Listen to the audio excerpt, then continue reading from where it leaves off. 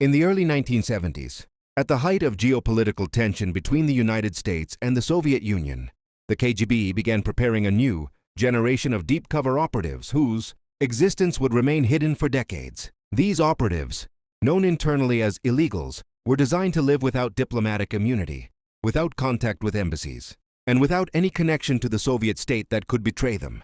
Among them was a young East German named Albrecht Dietrich, the man who would later become known as Jack Barsky, one of the longest-running and least detected KGB agents ever to operate inside the United States. Dietrich's path to espionage began not with dramatic recruitment, but with quiet observation. He was a top student at the University of Jena, excelling in chemistry and linguistics, and demonstrating the kind of disciplined intellect the KGB sought for its most sensitive operations. He was also politically reliable, shaped by the ideological environment of East Germany and the belief that the Cold War was a struggle of civilizations. KGB officers studied him for months, assessing not only his skills but his psychological resilience, his ability to deceive convincingly, and his capacity to sever emotional ties when necessary. When the time came, he was approached discreetly and informed that he had been selected for a mission of exceptional importance. His training took place in Moscow under strict secrecy. There he learned the techniques of deep cover espionage, how to assume an identity built around a deceased American child, how to pass as a native English speaker, how to operate without attracting attention, and how to send reports using covert communication systems. The KGB taught him to live as an American, long before he ever set foot in the country, studying accents, cultural norms, and the smallest details of daily life. His instructors emphasized that a single slip, even something as minor as the wrong idiom or an unfamiliar tool in a supermarket, could expose him to counterintelligence agents who were constantly hunting for anomalies. By 1978, his new identity was ready. Using the birth certificate of a child who had died young, he became Jack Barsky. The KGB supplied documents that would withstand surface-level scrutiny, school records, background details, and a believable personal history. With this identity, he traveled to Canada, then quietly crossed into the United States. It was the beginning of a mission that neither the FBI nor the CIA would detect for more than 40 years. A mission designed not for immediate intelligence gathering, but for long-term integration into American society. Barsky's earliest instructions were simple: blend in, build a stable life, and observe. The KGB needed him to become indistinguishable from millions of ordinary Americans. His reports in those early years were sparse, focused on everyday details that helped the KGB refine its understanding of American culture. To avoid suspicion, he took low-profile jobs, eventually becoming a computer programmer at a time when the field was expanding rapidly. This role would later give him indirect access to technical information the KGB considered valuable. What made Barsky unique among the illegals was not only his longevity, but the extraordinary fact that, for decades, no U.S. intelligence service had the slightest indication of his existence. His presence was so deeply buried within American society that even after the Cold War ended, he remained unknown. Only a chain of coincidences and a later defection within the KGB would lead investigators to uncover the agent who had lived an entire, secret life behind an American name. As the 1980s began, Jack Barsky's life in the United States entered a phase that the KGB considered essential for a deep cover operative: long-term stability. To survive undetected, he needed to construct an identity so ordinary that no one would question it. Barsky settled in New York, living modestly, working quiet jobs, and avoiding any behavior that might draw attention. His transformation from Albrecht Dietrich to Jack Barsky was not sudden. It was a slow, deliberate process. Over time, even he admitted that the persona created for espionage had begun to feel more real than the life he had left behind. The KGB recognized his progress and gradually increased the complexity of his assignments. While Barsky was never tasked with high-risk dramatic missions, the information he provided became more significant. His role as a computer programmer placed him in a field that was rapidly becoming central to American business, infrastructure, and government operations. At that time, the Soviet Union lagged behind the West in software development and network systems, and Barsky's insights into emerging technologies were valuable. He sent reports written in invisible ink, left signals for dead drops, and followed communication protocols designed to minimize exposure. Each message was constructed with caution, knowing that any misstep could end the mission. The FBI at this stage had no reason to suspect him. He lived like millions of other immigrants who came to the United States seeking opportunity. He paid taxes, maintained steady employment, and avoided political activism. His neighbors described him as quiet and reserved, certainly not the profile of a foreign agent. This invisibility was precisely what the KGB had trained him for. Barsky's strength was not daring espionage but flawless normalcy. Yet the mission was far from simple. Deep cover agents often faced psychological pressure, isolation, and the constant tension of living a lie. Barsky's situation became even more complicated when he formed relationships in the United States, eventually marrying and starting a family. These personal connections were never part of the original plan, and they created a conflict the KGB had not anticipated. His life now contained people who depended on him emotionally and financially, making the thought of abandoning his American identity far more difficult.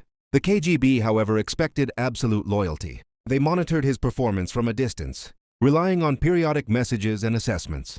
Any hesitation or inconsistency in communication could raise concerns in Moscow. By the mid-1980s, tensions intensified. The KGB instructed Barsky to prepare for potential extraction if circumstances required it.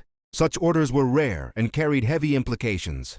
Barsky understood that extraction meant the end of his American life, the abandonment of his family, and a forced return to a place he no longer fully considered home. The moment of crisis came in 1988, in one of the most dramatic turns of his story. The KGB sent a message instructing him to return to the Soviet Union immediately. The order was urgent, indicating a possible compromise or an internal security concern. Barsky knew the consequences of disobedience, yet he hesitated. Over the years, the American identity he had crafted, the job, the friendships, and especially his child, had reshaped his loyalties. For the first time, he considered defying the organization that had created him. After days of internal conflict, he made a decision that no illegal operative was ever expected to make. He ignored the command. Instead of preparing to return, he remained in the United States, continuing his life as if the message had never arrived. He assumed that the KGB would pursue him or retaliate in some way. But unexpectedly, there was silence. No new instructions, no threats, no replacement contact. It was as if the organization that had controlled his life simply allowed him to disappear. Barsky could not have known that the Soviet Union itself was nearing collapse, and that the intelligence system sustaining him was beginning to fracture. His refusal to return marked the beginning of a new chapter, one that would unfold quietly for years before the truth finally emerged. Throughout the late 1980s and into the early 1990s, Jack Barsky lived in a kind of invisible limbo. He had severed operational contact with the KGB by ignoring the order to return. Yet he remained committed to protecting his identity and avoiding exposure. The Soviet Union was collapsing, and with it, the intelligence structures that had supported him. For the first time since entering the United States, Barsky existed without handlers, without instructions, and without the safety net of an organization that had once controlled every detail of his mission. Ironically, this absence may have been what allowed him to remain undetected for so long. In Moscow, the KGB was undergoing a chaotic transformation. Files were being moved, reorganized, or destroyed, and lines of communication broke down across departments. Many illegals stationed abroad were left in uncertainty. As Moscow scrambled to redefine its priorities, Barsky's refusal to return would normally have triggered a large-scale search or disciplinary action, but by 1988 the system had begun to falter. His case became one of many unresolved operations, buried within a bureaucracy that was beginning to dissolve under political pressure and internal crisis. In the United States, Barsky focused on ordinary life. He built a stable career in computer programming, a field that was rapidly expanding and offered opportunities far removed from espionage. His colleagues saw him as intelligent, methodical, and perhaps a bit private, but nothing about him raised suspicion. His American identity had become so deeply integrated that even he struggled to remember the emotional texture of his past in East Germany. He still carried the weight of secrecy, but the urgency of espionage had faded into the background as everyday responsibilities took priority. Despite this, a trace of his existence lingered where he least expected it, inside the archives of a foreign intelligence service that would eventually shift alliances. When the Soviet Union collapsed in 1991, many KGB officers found themselves without direction or future prospects.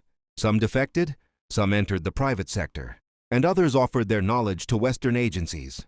Among them was a man whose disclosures would change the course of Barsky's life. This former KGB officer revealed to American intelligence that a deep cover agent with the codename Dmitri had been active in the United States for years. The description was incomplete, but detailed enough for the FBI to launch a quiet investigation. For several years, the FBI attempted to trace the mysterious operative, but with limited information and no confirmed identity, progress was slow. Barsky, unaware of the unfolding inquiry, continued living an ordinary American life. He bought a house, raised his children, and moved between jobs in the growing tech industry. This period might have lasted indefinitely if not for a critical lead discovered by the FBI in the mid-1990s, a match between Barsky's assumed identity and a birth record belonging to a child who had died decades earlier.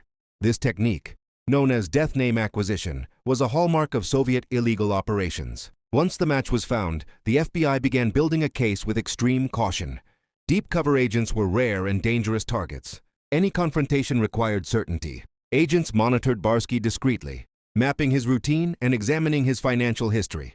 They were struck by how unremarkable he appeared. There were no foreign contacts, no unexplained travel, no suspicious transactions, nothing to suggest active espionage. But the forged identity alone was enough to warrant further action.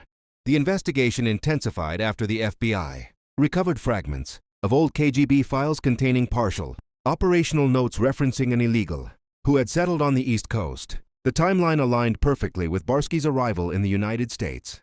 With each piece of information, the Bureau became more confident that they had located a former KGB operative who had gone silent but never been exposed. By the late 1990s, the FBI decided the time had come to confront him. They prepared a controlled approach designed to elicit cooperation, rather than resistance. Barsky, after decades of secrecy, had no idea that the life he built was about to collide with a past he thought had vanished. In the spring of 1997, after years of quiet surveillance and archival reconstruction, the FBI made the decision to approach Jack Barsky directly. They had built a circumstantial but compelling case. A man living under the identity of a deceased American child, a timeline matching a known KGB illegal operation, and corroborating details from a former KGB officer who had defected. Still, there was no record of Barsky engaging in active espionage since the late 1980s, and the FBI believed he posed no immediate threat. Their goal was not confrontation but truth. They hoped that, after so many years, he might be willing to cooperate. Barsky's life at the time was entirely ordinary. He was working in information technology, commuting to his job and raising his young daughter. On the day the FBI approached him, he had no reason to suspect anything unusual. Two agents intercepted him near a highway toll booth, presenting their badges with calm professionalism. They addressed him not as Jack Barsky, but by his birth name, Albrecht Dietrich. The moment he heard it, he understood that the past he had, hidden for 2 decades, had finally caught up with him. The agents did not arrest him. Instead, they began a conversation. They informed him that they knew his identity was false, that he had been trained by the KGB, and that they believed he had once operated as an illegal inside the United States. Barsky, faced with the collapse of a carefully constructed life, chose cooperation over denial. He agreed to speak with the FBI, beginning a series of interviews that would unfold over months. During these conversations, he provided detailed accounts of his recruitment, training, assignments, and eventual break from the KGB. What surprised the FBI most was how completely Barsky had embedded himself into American society. He had abandoned contact with his handlers years before the Soviet Union dissolved. He had not attempted to gather classified information since the 1980s. By the time the FBI confronted him, he no longer viewed himself as a foreign agent, but as an American father with a stable job and responsibilities he cared deeply about. His defection from the KGB had not been ideological. It was personal. He had chosen his life in the United States over a system that demanded absolute obedience. As the interviews progressed, the FBI verified his statements through cross-referenced intelligence files, declassified KGB documents, and the testimony of former Soviet officers who had defected. Barsky's account aligned consistently with known KGB operational methods. His training details matched those of other illegals, and his communication techniques, dead drops, and operational routines reflected authentic Soviet tradecraft. What differed was the path his life had taken. Instead of continuing a mission, he had slowly drifted into civilian existence, becoming a kind of accidental American. The FBI faced a dilemma. Prosecuting Barsky for espionage would require demonstrating intent to harm the United States, something their investigation could not establish. The information he had delivered to the KGB years earlier was outdated. low-level, and of limited strategic value. He had never penetrated government institutions, never accessed classified systems, and had not attempted to reinitiate contact with foreign intelligence after breaking from the KGB. In effect, he was a relic of an operation that no longer existed, a man whose usefulness to the Soviet system had evaporated long before he came under scrutiny. Instead of arresting him, the FBI took a pragmatic approach. They encouraged his continued cooperation, documented everything he could recall about KGB procedures, and used his testimony to refine their understanding of Soviet illegal operations. Barsky's insights proved valuable, offering a rare, first-hand perspective on one of the KGB's most secretive programs. He became a living case study in deep cover methodology, used by counterintelligence analysts to identify vulnerabilities and patterns that might reveal other illegals still operating in the West. For Barsky, the experience was both liberating and unsettling. The life he had built was legitimate, but its foundations were not. He had to confront the reality that his very name, something most people consider integral to their identity, did not belong to him. Yet the FBI's decision not to prosecute allowed him to preserve the life he had chosen.